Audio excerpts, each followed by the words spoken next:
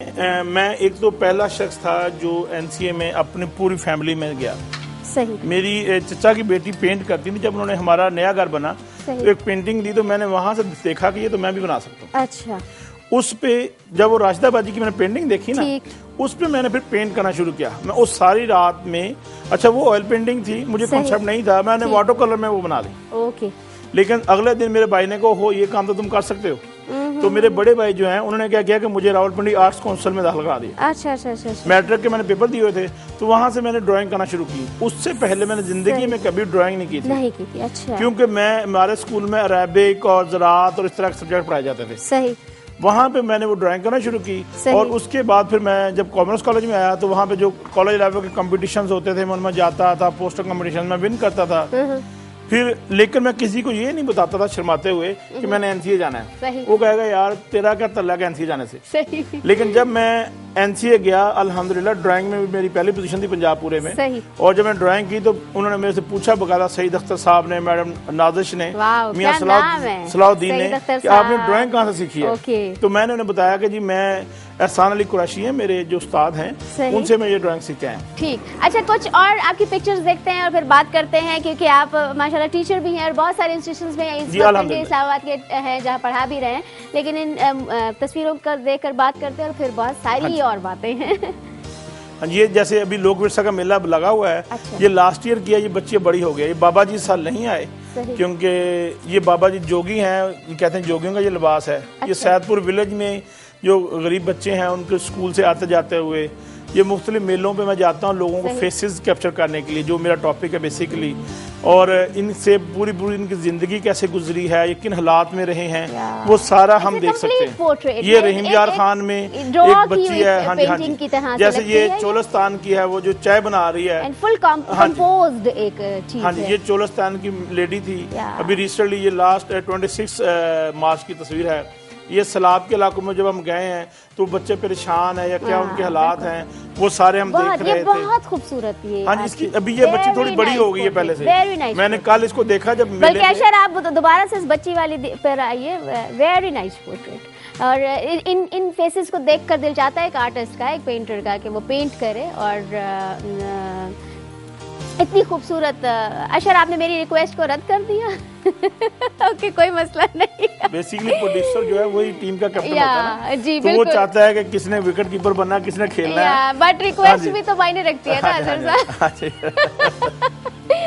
तो बहुत खूबसूरत पोर्ट्रेट्स। अच्छा साहब, ये जरूर बताइए, जब एक पेंटर होता है उसको पता होता है कि अगर उसके पास 6x4 का एक कैनवस है तो उसने पोर्ट्रेट बनाते हुए उसको कंपोज करना है ना, उसका फेस कहाँ आना है और ये सब कुछ। एक फोटो ये जी, बहुत हाँ जी। अभी मैं आपको थोड़ा सा मुझे रास्ता दीजिएगा, मैं एक कैमरा ले लूँ। बहुत अच्छी। बेसिकली जब अभी हम थोड़ी सी लार्ज स्क्रीन पे आएंगे तो मैं थोड़ा गाइड कर सकूंगा। बिल्कुल ठीक है। Thank you Asher, thank you very much. अच्छा, जब हम कैमरे को पकड़ते हैं, पहला तो पकड़ने का तरीका ये है कि कैमरे को हम हाथ पे ऐसे रखा, इससे हमें लेंस फोकस करने में, जूम करने में सूरत रहती है। दूसरे कैमरे से हम हाथ से कैमरे को होल्ड करते हैं, जिससे हमें कैमरे के डायल्स मोड मूव करने में मदद मिलती है। और जब हम इसको अपने माथे के साथ लगाते हैं तो बेसिकली ये ट्राइपॉड बन जाता है 1, 2 और 3। तो कैमरे के अंदर जो शेक होता है, जो नॉर्मली हमारे इमेजेस ब्लर होते हैं, वो खत्म हो जाता है। पहली बात तो यह है कि कैमरे को होल्ड ऐसे करना चाहिए। दूसरी बात, जो ये फॉर्मेट है वर्टिकल फॉर्मेट, इसको हम पोर्ट्रेट फॉर्मेट कहते हैं। जो पोर्ट्रेट मैक्सिमम किसी चीज के अंदर फिट होता है वो पोर्ट्रेट में होता है। अगर सिंगल शख्स है, अगर आप उसको कैप्चर करना चाहते हैं तो आप अपने कैमरे का एंगल पोर्ट्रेट रखेंगे। जो ये वाला फॉर्मेट है इसको हम लैंडस्केप कहते हैं। अगर आप लैंडस्केप खींचना चाहते हैं तो ये इसमें हम बेहतरीन लैंडस्केप कैप्चर कर सकते हैं। ठीक है। लोग असल में प्रॉब्लम क्या करते हैं कि लैंडस्केप में पोर्ट्रेट खींचने की कोशिश करते हैं और पोर्ट्रेट में लेंस खींचने की पोर्ट्रेट करने की कोशिश करते हैं लैंडस्केप के अंदर। अब इसमें प्रॉब्लम यही प्रॉब्लम है, यही कॉम्पोजिशन। जब हमारा फ्रेम वर्टिकल है, अगर हम किसी का पोर्ट्रेट कर रहे हैं तो या तो उसके हाथ खुले हों या हाथों की मूवमेंट हो, डांस कर रहा हो, देन तो हम उसे लैंडस्केप में ले सकते हैं। लेकिन अगर हम उसकी फिगर को ऐसे लेना चाहते हैं तो देन हमें कैमरे को पोर्ट्रेट शेप में ही पकड़ना पड़ेगा। उसके अंदर वो बेस्ट फिक्स हो जाएगा। इसीलिए अच्छा, और आप अपनी CCD CMOS फिल्म उसका मैक्सिमम यूज कर सकते हैं। जब आप कैमरे को ऐसे पकड़ेंगे तो राइट और लेफ्ट में बहुत सारी स्पेस जाया हो जाएगी। ओके, ठीक है, तो हम उसका बेहतर रिजल्ट लेते हैं। यानी कि आपने अपना कैमरा जाया नहीं करना, कैमरा आपने जाया अपने कैमरे का जो इट्स लाइक एक कैनवस है ना आपके सामने, हाँ जी। एक स्क्रीन है, उसको आपने जाया नहीं करना, वेस्ट नहीं करना।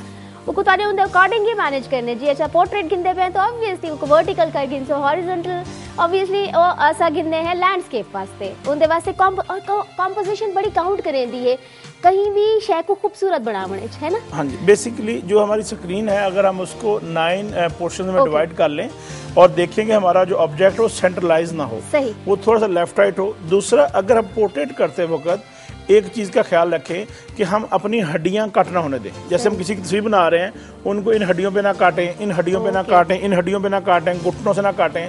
ये बेसिकली रूल ऑफ थर्ड है जिसके तहत हम उस चीज़ को डिस्ट्रैक्ट कर देते हैं। अगर हम इन चीज़ों को थोड़ा सा ख्याल रखें, आप देखेंगे कि आप बहुत बेहतर इमेजेस जो है अचीव कर सकेंगे। और राजा साहब छोटी सी ब्रेक पर जाते हैं, छोटी सी ब्रेक दा वेला ते फौरन वापस आसो और एक दो किस्से कहानियां भी सुनसूं, क्योंकि वो अच्छा किस्सा कहानी सुने